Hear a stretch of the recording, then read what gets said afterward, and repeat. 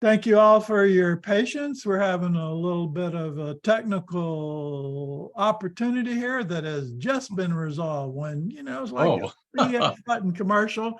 When John Cobb prays silently or out loud, magic happens and our host, our major presenter, shows up and joins us. Welcome. We are now recording and I'm going to spotlight a couple of these distinguished gentlemen. There's one, there's two. There we have it. Ignacio, there you are, you're muted. We've apologized to everyone for our internal technical difficulty. We've got a full house. We're ready to start whenever you are, sir. Well, I apologize also. I'm having problems. I'm actually using my phone instead of my computer. If the computer comes through, then I'll transfer to the computer, and because I need the readings as well, and so. But let me start first by stating that this is a good day for us to be talking about peace. Yesterday was the anniversary of Remarque's birth. That's the man who wrote All Quiet in the Western Front. And he was the one who really made it possible for people to see the futility of war through his book. And his book actually was banned by the Nazis. And interestingly enough, even in the United States, it was banned by the some patriotic groups in the United States that wanted to keep war going. So it's providential that we're meeting on the day after the anniversary of his birth to talk about issues that he confronted at his time, really looking for peace. It was the best anti-war book, and then later on 4 movies were made about that book. The most recent one garnering all kinds of accolades and prizes. It's available on television. What's the Prime? No, the other one. HBO? No, it's available. Netflix is the one that produced it, and it's available. And so I urge you to see that as part of getting our minds around the possibility of having peace. And of course now, this month being the 60th anniversary of the speech by Kennedy at American University, again, it's a good time for us to keep on talking about peace. But let's also remember the background that led to this commencement speech. Kennedy was elected in 1960 and was installed as president in 1961, following a war hero. Eisenhower had 8 years of presidency, and even though he was a general, at the end of his tenure, he had a speech. He made a speech to the American public, in which he urged people to be careful about the military-industrial complex. And it's very interesting that in the actual speech, the way it was written, he wrote military-industrial as one word, military-industrial complex. So here comes in 1961, right after that speech comes Kennedy. And Kennedy already, even in his inaugural speech, also addresses the issue of peace. He is aware of the fact that that's going to be a very important part of his tenure as president. But he inherited several, the chief of staffs essentially were the chief of staffs that had served under Eisenhower and who were really of a mindset that they could really defeat the Soviet Union. And so throughout his presidency, Kennedy had as much of a fight internally with his generals. In fact, recently the Atlantic magazine had an article in which they said that it was worse, that the internal battle against his generals was worse than the external battles that he was confronting in trying to reach people in the Soviet Union. It's a very interesting article that speaks about that. That is the context in which he was living. And of course, the thing about Cuba in 1959, 1 year before Eisenhower finished, Castro came into power. Castro was snubbed by Eisenhower when he came to New York. And then, of course, after that, Castro openly began integrating communists into his side. And by the time Kennedy came into the presidency, already many Cubans had left the island. They had come primarily to Florida. So the invasion, which is called the Bay of Pigs in the United States, and that was an absolute failure. And it was the main reason. Kennedy stated in several occasions that the fiasco of the Bay of Pigs, he put it on the bad intelligence of the CIA and also on the willingness of the generals. They really wanted to get on and really basically bomb the heck out of Cuba, and he opposed that. He really did not want to invade Cuba at all. He supported Bay of Pigs because of the information he was given that most of the people in Cuba were in favor of the, people returning over there and getting Castro out, which was, of course, absolutely false. He also rejected several ideas that the generals provided him for false flag operations, in which all kinds of things would be done throughout the Caribbean, blaming the Cubans. He said no to that. So the gulf between the generals and Kennedy just kept on getting bigger and bigger and bigger as time progressed. So by the time June 10th, 1963 comes, he is already basically separated, basically antagonized by his generals, and very much in the mood of really having something that he needs to address the new generation. And here are these graduates from American University. One sidebar about American University, a pride sidebar. I'm a United Methodist, and American University was started by the Methodists, something which Kennedy acknowledges in the first paragraphs of his speech. Ignacio, So, yeah. Excuse me, I have found one of your emails that had some of your breakout that I could share on the screen. Yes, please do. Please do. That's why I wanted this bigger Zoom, but I can't, for some reason, I cannot get into my bigger computer. Oh, there it is. Hold on.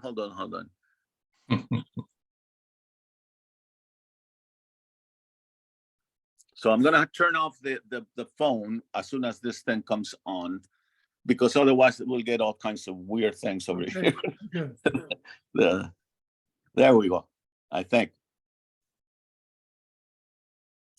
Are you seeing it over there also, Charles? Yeah, I'm seeing it. Are y'all seeing the emails? Yeah.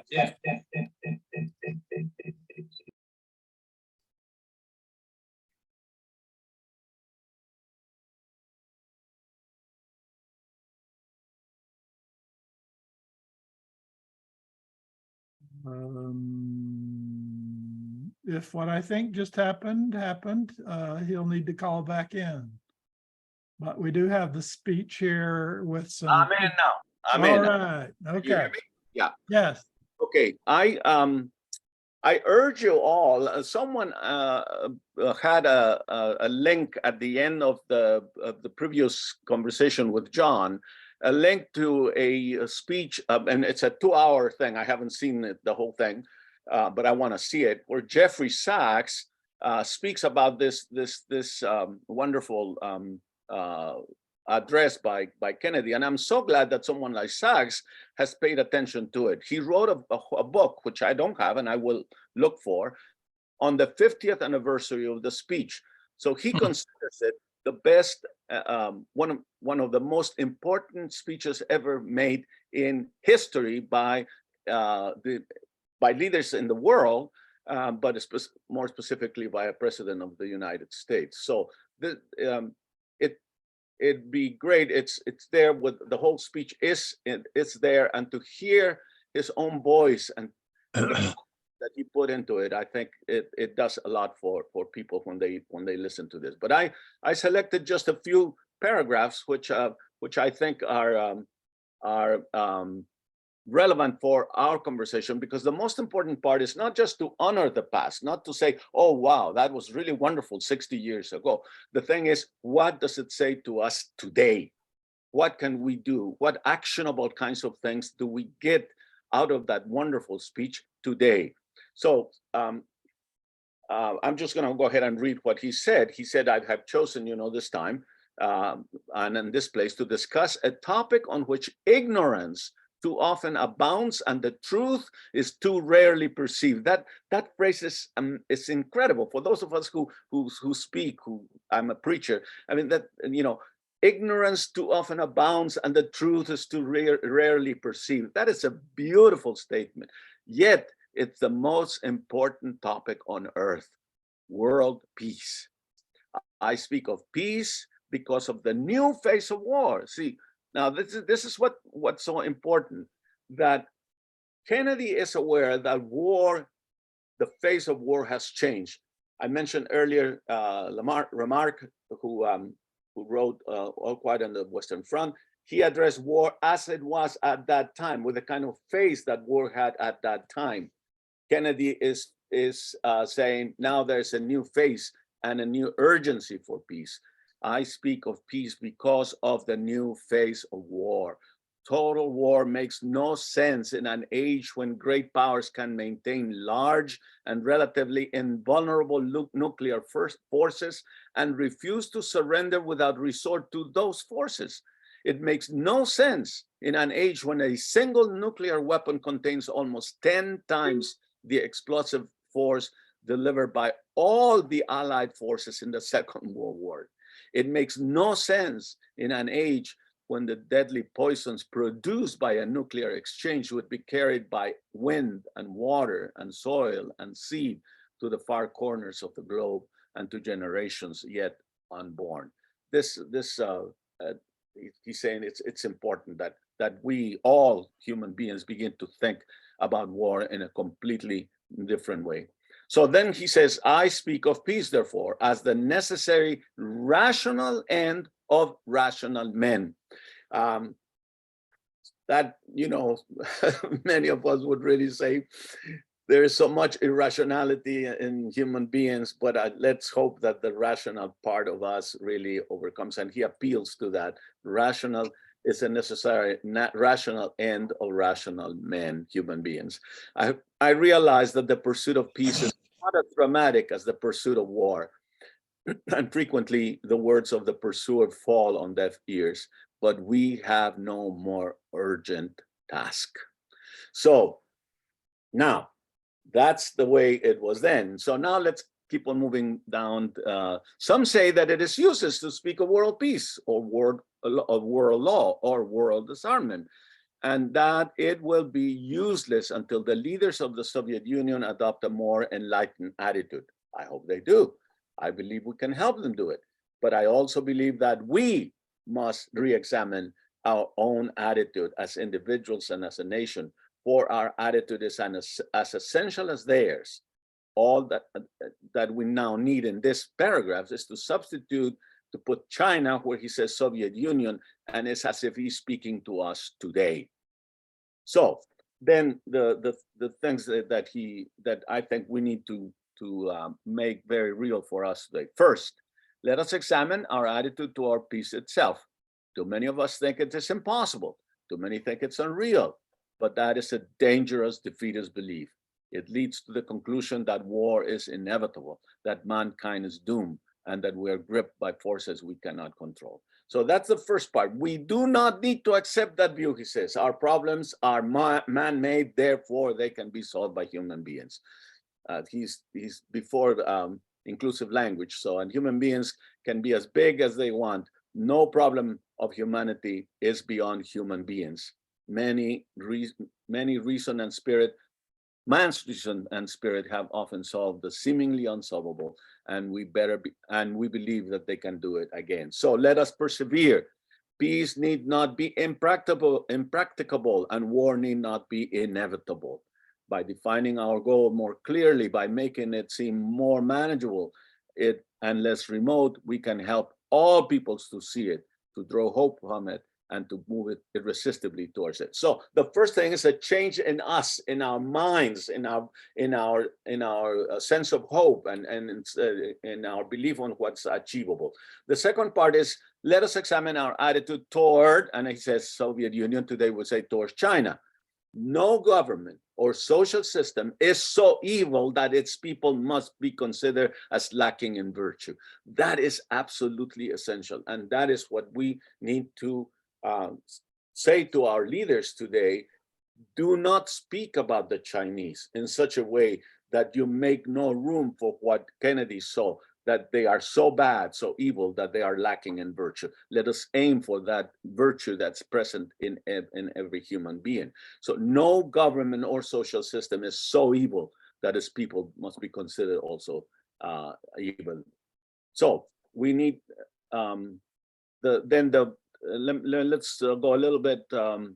In short, both the United States and its allies, and today we would say and China and its allies, have a mutually deep interest in a just and genuine peace and in halting the arms race, etc. So let us not be blind to our differences, but let us also direct attention to our common interests and to the means by which those differences can and be resolved.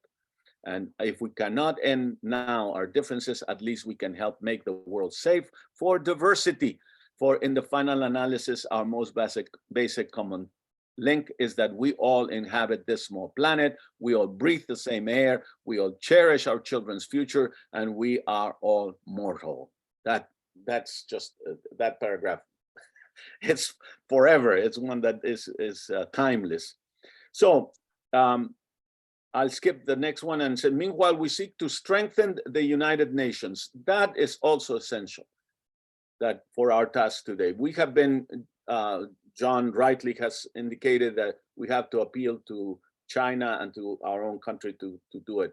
But we also should do a little bit of work with the United Nations. Is there any way in which the United Nations can be really strengthened to be what the founders of the United Nations envisioned for it to be? I think it can be done. I think that that's something that is often neglected, and I think that we really need to do it. And finally, my fellow Americans, let us examine our attitude toward peace and freedom here at home. I thought that was fantastic, that he did not separate peacemaking worldwide with the issues of justice in our own country. So he appeals for people to serve without paying the Peace Corps and National Service Corps, etc. And then the issue, which I think is where we really come together, where John's appeal, the Bible's appeal to love of the enemy comes in, and that is in the issue of empathy. Empathy requires that we get to know the other person, and that's what John has asked us to do, and that's what the Living Earth movement is seeking to do, to talk about the Chinese as real human beings with needs like ours, with mortality like ours, etc., and that we begin to empathize.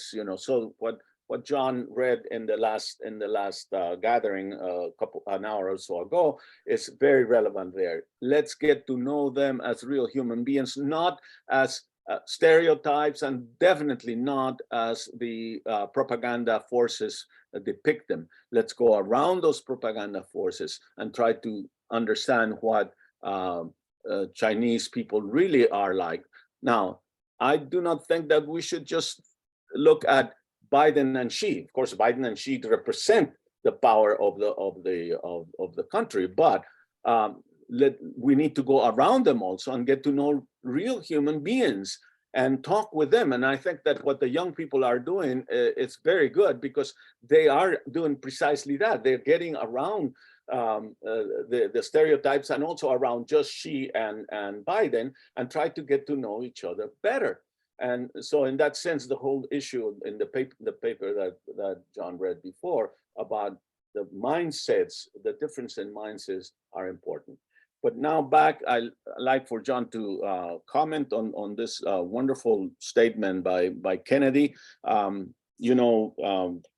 We have great statements in American history, and part of what we can do is to reacquaint our people with the best of who we are. You know, what Lincoln said, the better angels of our nature. And I can think of no better angel right now than Kennedy in that moment on June 10th in 1963.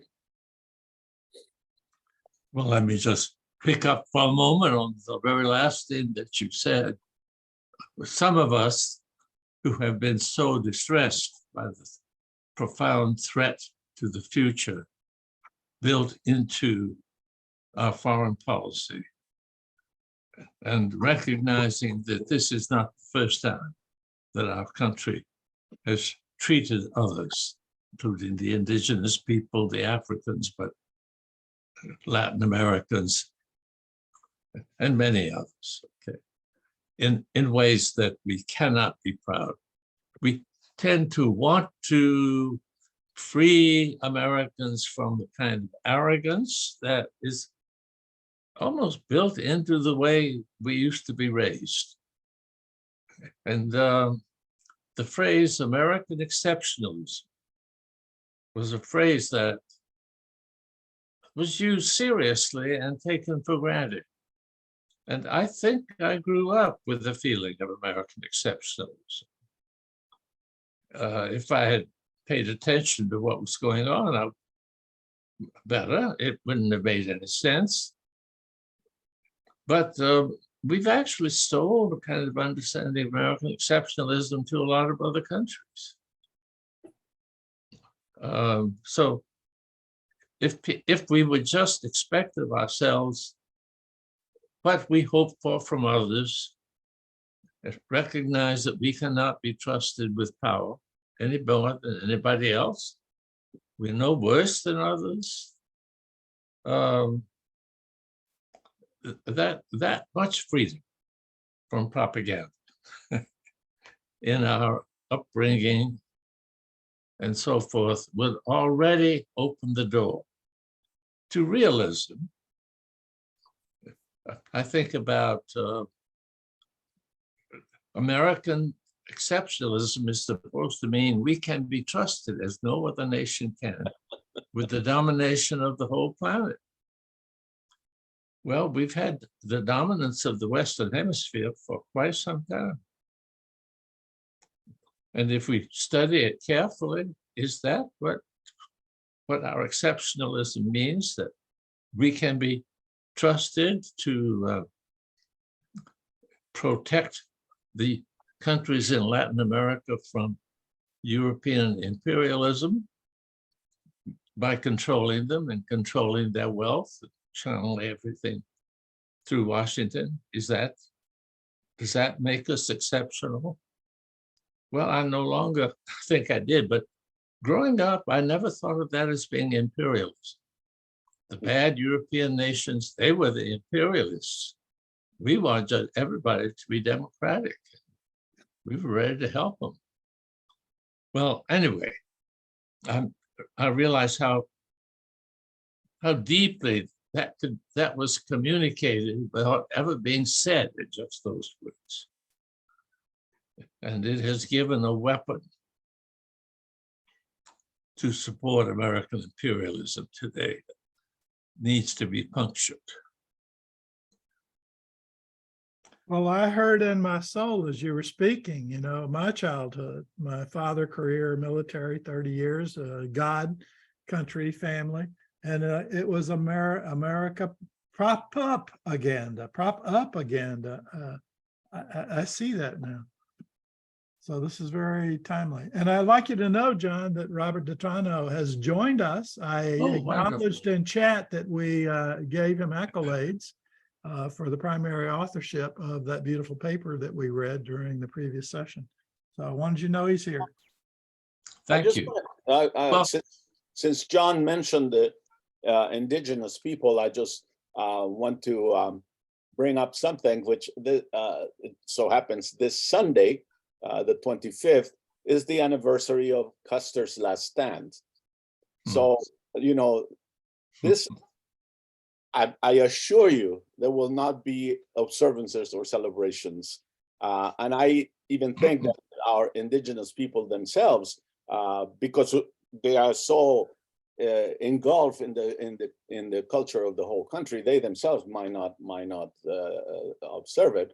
But I am actually speaking about that at the Unitarian Church on Sunday, because I think it's very important to realize that that victory, which was Pyrrhic victory, because eventually Sitting Bull was defeated, and Chief Joseph's attempts at a better world, a better time for his people, and Chief Osceola, all of them eventually were defeated. But it is important to remember the resistance that went on really into the first part of the 20th century, and then just little flares here and there towards the end of the 20th century.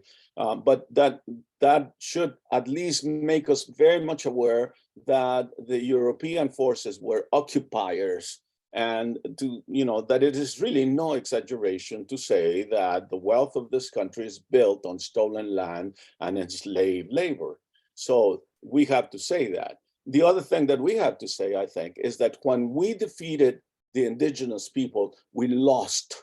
Everybody lost, because if we had really opened our eyes and our ears and our hearts to the wisdom that they had, we might not have had to wait so long for us to know about verbs, how the verb is more important in the word, because in indigenous languages, the verb happens to be more important than the noun, and also other attitudes, including the attitude towards homosexuals. So that's a summary of my sermon on Sunday, to indicate that really all of us lost when we defeated eventually the indigenous peoples of America.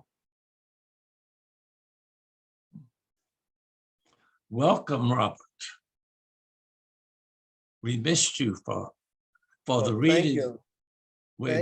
We missed you for the reading of your paper. I woke up at about 4:15. I opened my computer and I saw there was a meeting, and I just couldn't resist joining you guys.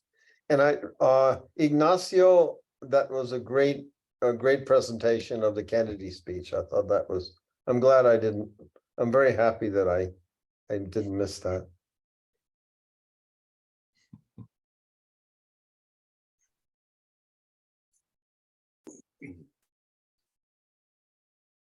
Well, we could probably open it up now to other comments from other folks, but I just also wanted to say that the issue of ideas is important, and it's very interesting to me that Kennedy emphasizes the idea.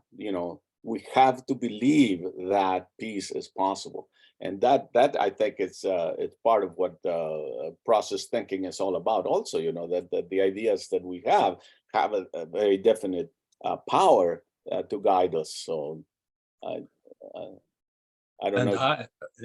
And I fell into the same trap that Kennedy was trying to get us out of. He was saying, let's look at the best in our history and push that forward. And I got lost again in what was bad about our history. I illustrated the reason for Kennedy's emphasis. And our nation has great people in it. Oh. And for a young colony were remarkably productive, of deeply thoughtful people who had wisdom about how human beings might govern themselves. They really made a contribution, all sorts of limitations, but nevertheless, Washington and Jefferson and Jackson and many others of that epoch were people, they did bad things, but they also did good things. Yes.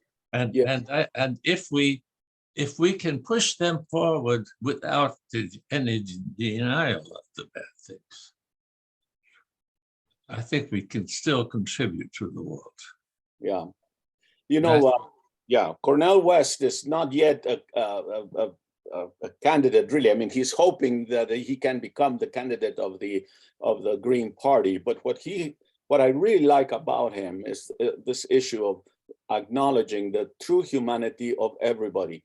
I mean, I'm very angry, for instance, about Kissinger and all of the attention that he's getting on his 100th birthday. And I forget that he is a human being, you know, that there were some good Kissinger things. I mean, it was during his time that China was open, you know. Nixon also was a horrible man in so many other ways. He opened up China. So no one is completely pure, and no one is completely evil. And so can we try to connect the best of everybody to the best of everybody, you know, and try to little by little minimize the negativities. We have all negative sides that we need to keep under control. Ignacio. Hey, hermano, good to see you. Good to see you too. And the true humanity of everybody. You mentioned earlier the importance of empathy, and I certainly agree with that. That's a step that we have to take in understanding the true humanity of everybody. But I think we need the next step. The next step is connection.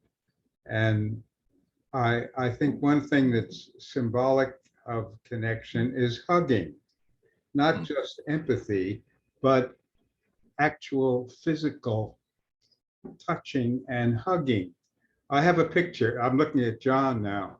I have a picture of in my apartment on the wall, a big one, of John hugging a small Chinese person, a child. It is so beautiful, and it is so symbolic of what we need to do. And so my question really is, how do we get to do this? Is it just on rare occasions when top officials get together in some sort of a conference and they shake hands, and maybe on some rare occasion they might actually hug? I've never seen that, but actually hugging. But clearly we need to get to ordinary people, not just top officials. So what do you think about that? Oh, I'm with you 100%. Now the how is tricky because, for instance, some of the organizations that are operating in the United States, like the Confucian Institutes and places like those, they immediately have been suspected as being, you know, spies of some sort or the other, and they may very well be doing some of that. But we should be able to at least extend the hands, you know, open our arms to the possibility of getting to know who they really are. And you know,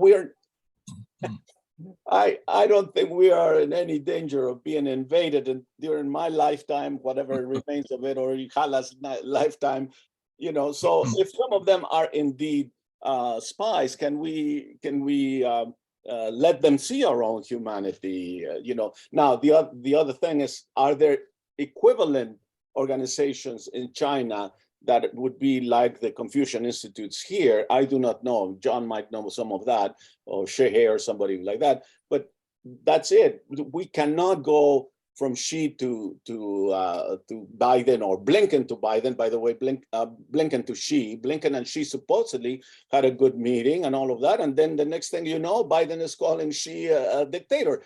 So I mean, it's have empty and have full kind of a thing. So we really, I take seriously what you're saying about going around the important peoples of the world and trying to get to know that person to person, you know. So by the way, in this connection, I'm recalling that many years ago, my then wife and children and her children went to China, and we were on a bicycle tour, and with the Chinese organization, a sports organization, I guess, and we had very little contact with other Chinese, but I remember my son at one point playing a pickup basketball. So, and maybe there was a maximum physical contact there, even if it was just bumping.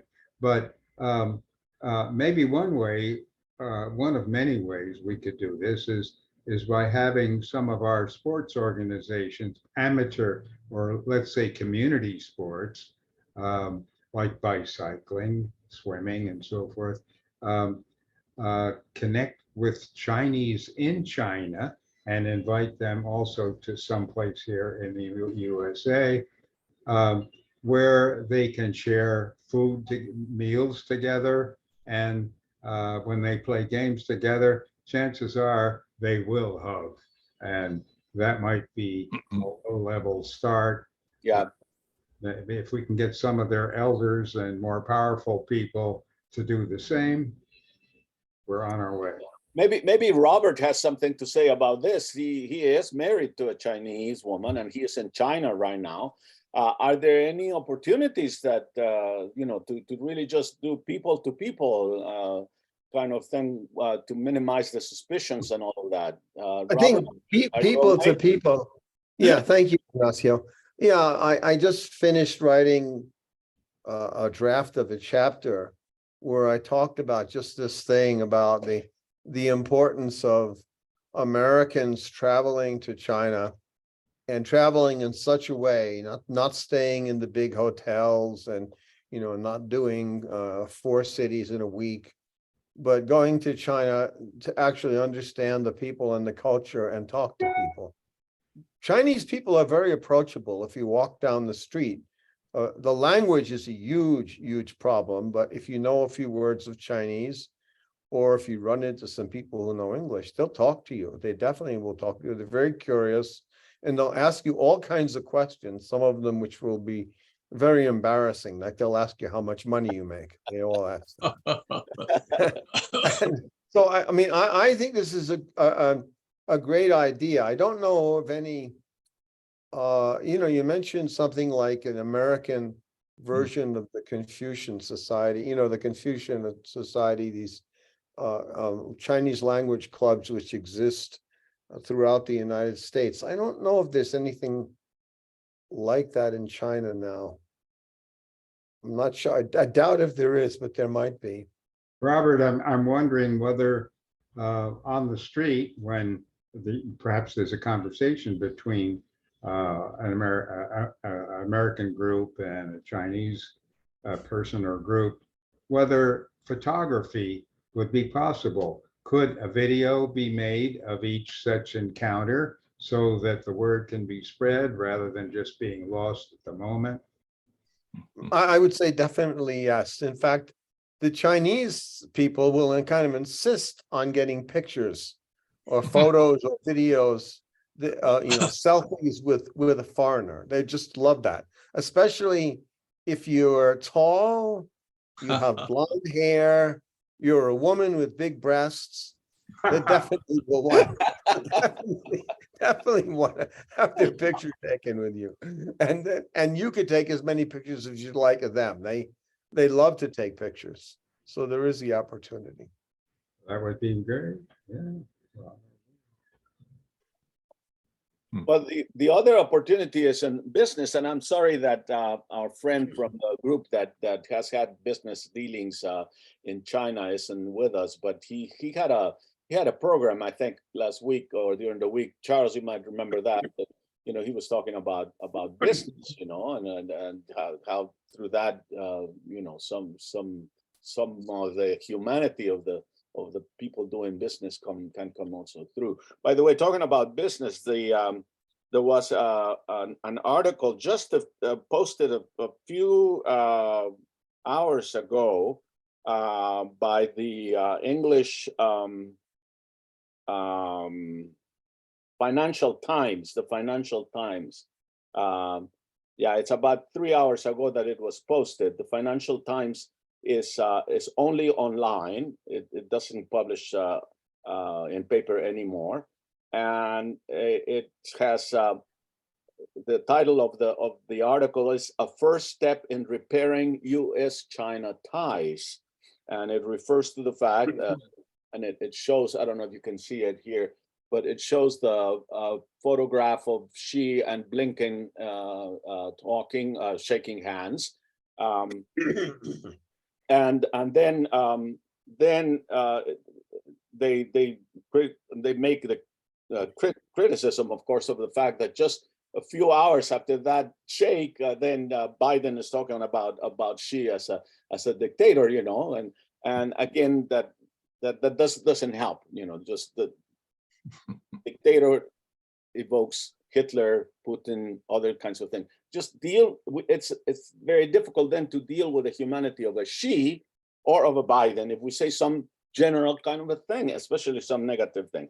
But anyway, the article went on to say that it is important to facilitate the business. So since Blinken's visit, several signs suggest that mutual suspicion remains undiminished. China responded with outrage after Joe Biden, the US president, called Xi a dictator shortly after Blinken left Beijing. Biden's words were extremely absurd and irresponsible, China's foreign ministry said. Blinken, for his part, raised concerns even before leaving Beijing about alleged Chinese electronics spying facilities in Cuba. Again, the same thing that I said earlier, that if there are spies in the Confucian groups, I don't think that will lead to an invasion of California in the next year or my lifetime or Hala's lifetime.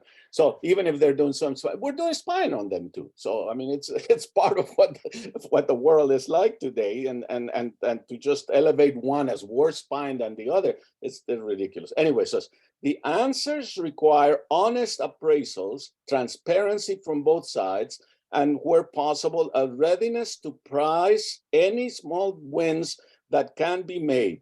In the first instance, Washington and Beijing should be clear that their main aim now is to prevent a bad relationship from becoming a catastrophic one, which means quite simply avoiding war. And here's from England, the Financial Times, telling the US and China, hey, you know, start doing things that avoid war. And I think that's an echo of what we're trying to also do. The bottom line from me is, I think whatever we do, we're going in the direction of precisely what Kennedy tried to do in that speech. Let's make sure we avoid war. Well, I want to reinforce that, you know, over the last few days, especially through World Unity Week, I was reflecting back on when we were deciding or discerning what to call this organization. And I still deeply resonate with Living Earth.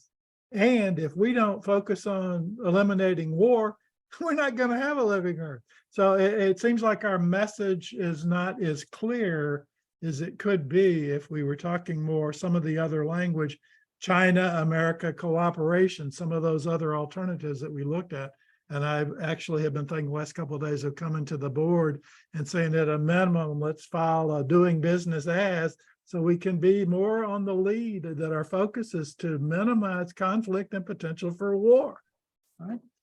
So thank you. Thank you for this suggestion. It's certainly relevant it's certainly a follow-up on all the other Cobb-related presentations that we have shared with World Unity Week this week. If there's time for a little different kind of statement right at the end, I'd be glad to make it. Well, first, let me say that I really like the emphasis that this conversation began on of physical embrace. Sometimes a handshake feels like real physical contact, but it can be a kind of alternative to a real physical contact instead. So a handshake is the proper goal often. I don't want to minimize that. And of course, the context is very important. And I want to tell you one personal story that deeply moved me when it happened, and it still moves me when I think of it. I had the opportunity to become acquainted with the vice president of the parliament. His name is Xu, X-U. And he happens not to be a communist, but there are 4 parties in the parliament. And I mean, the parliament has very little power. Please don't misunderstand me. I'm not saying China is already a democratic country, but the parliament is the most democratic expression in our understanding of being democratic. And he is a real fine leader in that respect. So after one extended conversation with him, I felt like I felt that at least our relation was very friendly. You know, to really declare someone your friend after one event. And he told me that he was organizing 10 conferences in the next year. And he subsequently invited me to one of them, and I went, and there was a seat for me in a rather difficult spot to get to. And I was seated there. And then he had fallen ill. So he was brought into the auditorium on a stretcher, I think it was. It may have been set so that he could do a little sitting, but basically he was, and he came by maybe 20 feet from where I was. But when he saw me, he had them really maneuver in a difficult way over to where I was. And he got down from the stretcher and actually shook hands. He didn't need to do that. He had waved at me, I would have already been appreciative. But that he went through all of that trouble to say we were friends was a very moving matter. And there was physical contact. I don't think we were able to actually embrace it the way I'm speaking of, but even a little physical contact under those circumstances meant the same thing to me as the physical embrace. So it can happen in China, and the Chinese are able to initiate it. And I just want to say, it does cement. I mean, I have barely seen him since then. So when I say we're friends, well, I think we're friends, even if we don't communicate with each other. And that's a kind of relationship that if there's any way of encouraging it, I just think it makes a real difference for the long haul.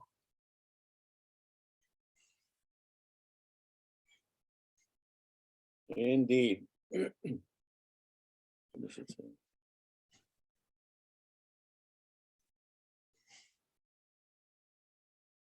Well, thank you for sharing that, John. That's very moving. And yes, we still have a few minutes. We're going to hang around a little bit in case there's some people who got the wrong timing, so we can apologize to them and get their contact information so we can share a link to the recording as soon as that's available. So does anyone have a question or another comment? You can use the reaction function at the bottom of your screen and raise your hand, or just wave and somebody will see you. I can't see all the individuals. Yeah, I can't, I don't think you can see me here, so I can't wave. But I had just a question, Ignacio. You said that Cornel West, I really love Cornel West. I always thought he was great, and I've saw him personally speak at UCI a couple of years ago. He's not yet accepted. I thought he was accepted as the candidate for the Green Party. There has to be an actual gathering of the party. So he is accepted as someone who is vying for the candidacy. Yeah. But he's very careful to, I've seen 2 or 3 interviews since that happened, since he moved over to the Greens. You might remember that he started with the People's Party, and Chris Hedges, a good friend of several of us here, convinced him to instead go to the Green Party, because the People's Party does not have the structure to really mount a significant campaign. So he dropped out of the People's Party and is now considered someone who is vying for the candidacy, but he has tremendous respect for all of the other people within the Green Party who have already stated that they would like to be considered for presidency. So he's, as you know, he's very, very fair, and he's not going to just stump over others just because of the great credibility and viability that he has. So it seems to me that he's very, very good in doing that. But so that will happen next year, actually, that gathering, just like the Democrats and the Republicans and all of that. But I think that he can appeal to the largest constituency of voters in the United States, and that is the non-voters. If you realize it's a huge group. And so, and instead of really just to say, oh, appeal to some of the good ones on the Democratic Party, or I was surprised in one of the interviews that he had. He said that some of the people that voted for Trump have said that if Trump was not available, they would vote for Ernie Sanders.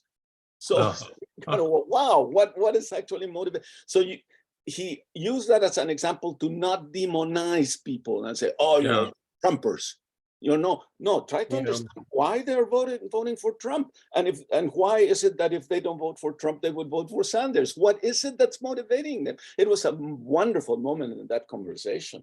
So anyway, bottom line is, yes, he is in line. I think he will get it. And I really am extremely excited about that possibility. Yeah, I'm also excited. I hope he does run. I think his voice is so that his voice and the ideas that he would express they need to be heard. Right. They really do. And what I also like is that he is extremely faithful to the Martin Luther King Jr. agenda, and he sees his candidacy as based on the foundations that were laid by the way in which Martin Luther King Jr. thought. I like the way he wants to bring people together. He wants to bring everyone together. I think it's just he's really, because that's so important. And he has used the word empathy over and over again. In his conversations, you hear him say empathy again, and talk about the complexity of every human being. Some of us may be really wild on one end, and then there's a good side that we can appeal to. So it's wonderful. I think the conversation itself would be very good and very different with his candidacy.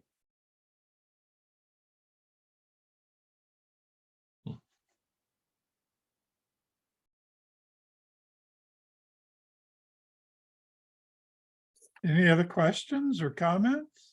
No, I was just going to see, since Celeste is here, I saw him. He put something about the Blackfeet. Is it the Blackfeet language that also doesn't have any?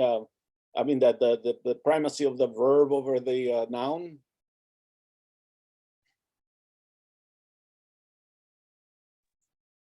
Yeah, I think that was in the last event that we had.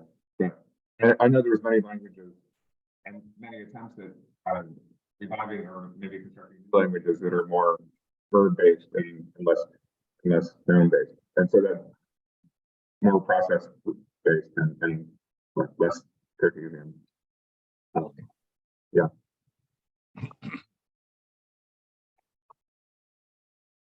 David Bowman, especially, he was very much into this. So he was the one that Yes. was Yes. Yeah. And Bowman emphasized also the gerund, not just the verb, but the gerund in the verb. You know, the ing endings in English and ando, endo, yendo in Spanish, and some of the languages do not have a gerund. The other main person is a guy named Leroy Little Bear. He was one of them collaborators. Well, when the verb functions also as a noun, as is common in Chinese, you don't need a gerund. It's just not structured in the way that requires that. Well, I think the truth is that the Indo-European languages are unusual, but they have established themselves as the norm for supposedly rational thinking. And the Greeks deserve a lot. I mean, they led in doing serious thinking. And the Indians had done that also in a certain way. So that they became the world leaders is, I think, an indication that the Indo-European languages create questions that lead to philosophy, whereas the others don't ever create the questions that lead to these philosophical worries. And once you've created the questions, people can go on to lots of serious things. So, like everything, it has a mixture of good and bad potentials, but it has come to dominate.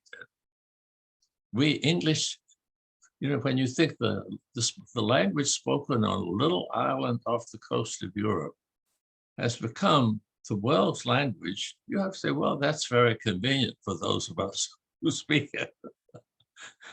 And it's a historically quite remarkable fact.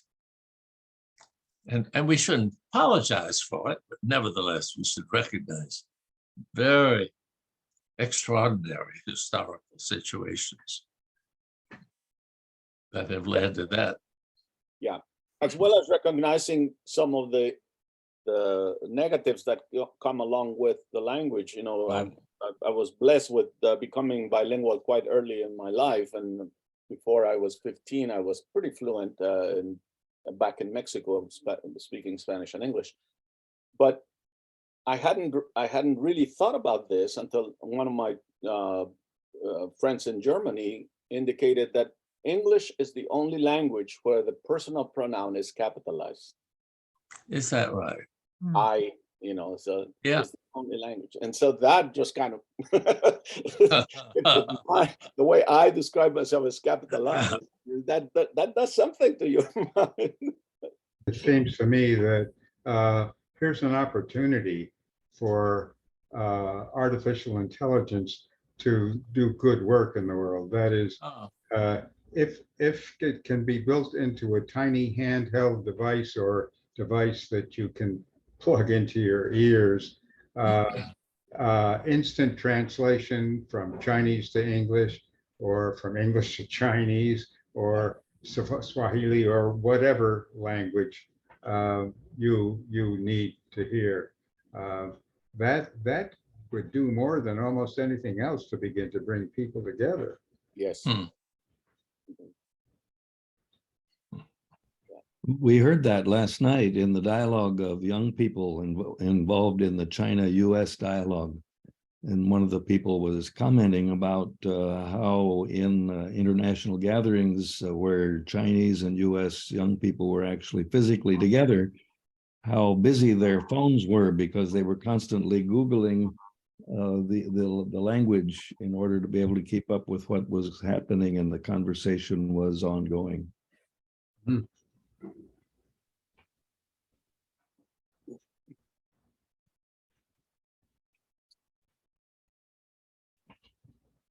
Well, Charles, well, go ahead, John. Sorry. I just want to say, I think it's time for you to tell us goodbye.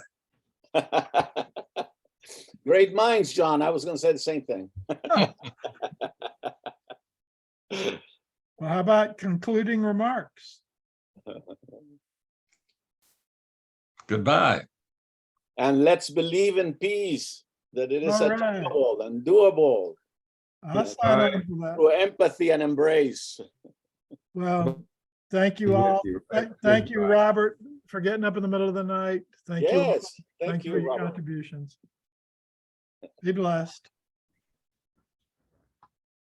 Good job. Good teamwork here, right?